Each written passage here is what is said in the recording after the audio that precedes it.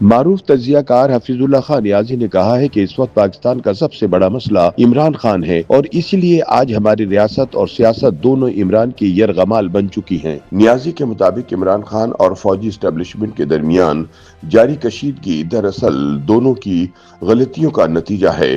عمران کی سیاسی ناتجربہ کاری سے فوج کو فائدہ پہنچا، جبکہ فوج کی غلط پالیسیوں سے عمران کی سیاست کو تقویت ملی۔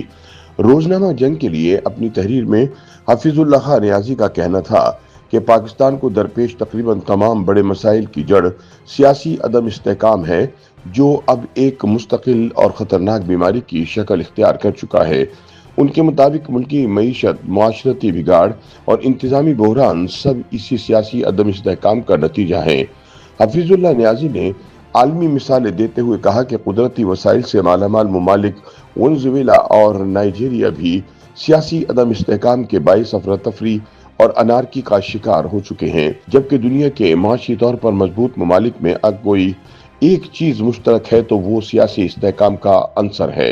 انہوں نے پاکستان کی ماضی کی معاشی کارکردگی کا حوالہ دیتے ہوئے بتایا کہ 1960 سے 1970 تک پاکستان نے دنیا میں غیر معمولی معاشی ترقی کی۔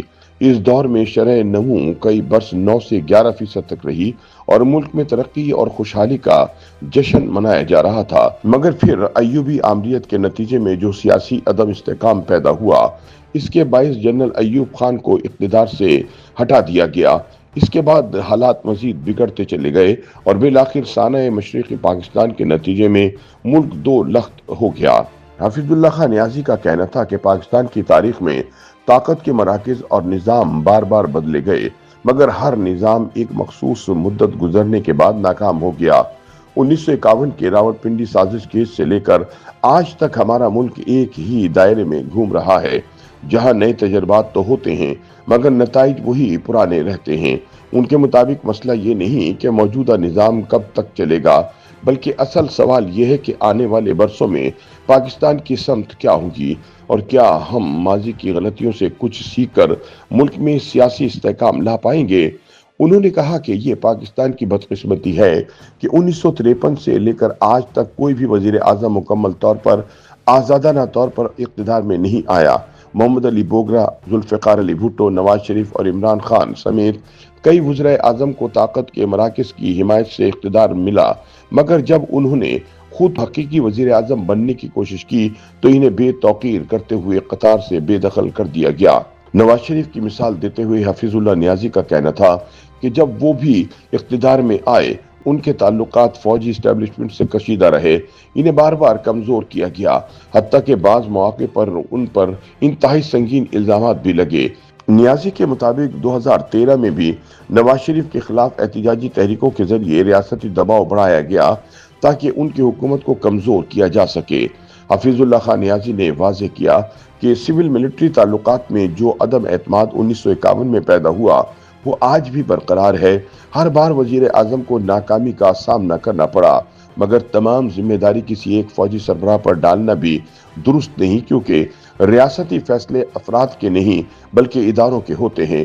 نیازی کے مطابق عمران خان کو اقتدار میں لانے اور پھر نکالنے کا فیصلہ بھی ادارہ جاتی سطح پر کیا گیا تھا اور اس فیصلے کا تعلق کسی ایک شخصیت یا تقرری سے نہیں تھا۔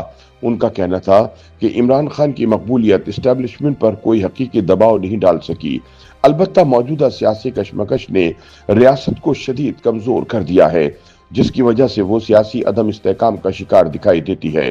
حفیظ اللہ نیازی کے مطابق عمران خان اور فوجی اسٹیبلشمنٹ کے درمیان جاری کشیدگی دراصل دونوں کی غلطیوں کا نتیجہ ہے۔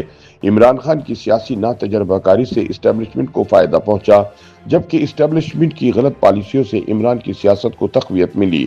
ان کا کہنا تھا کہ اسٹیبلشمنٹ کے سامنے اس وقت جو بڑے اہداف ہیں، ان میں پہلے نمبر پر عمران خان کی سیاست ختم کرنا ہے۔ ان کے مطابق آنے والے چند مہینے پاکستان کی سیاست کے لیے نہایت فیصلہ کن ہوں گے اور انہی فیصلوں کے نتائج ملک کے مستقبل کا تعین کریں گے۔ YouTube پر گوگلی نیوز دیکھنے کے لیے youtube.com کی سرچ بار میں googly news T V type کریں۔ گوگلی نیوز کے پیج پر سرخ رنگ کے سبسکرپشن والے بٹن پر کلک کرنا نہ بھولیے۔ YouTube پیج پر اپلوڈ ہونے والی ویڈیوز سے باخبر رہنے کے لیے بیل آئیکن پر کلک کیجیے۔ آپ کو ہر نئی ویڈیو کے بارے میں نوٹیفیکیشن موصول ہو جائے گا۔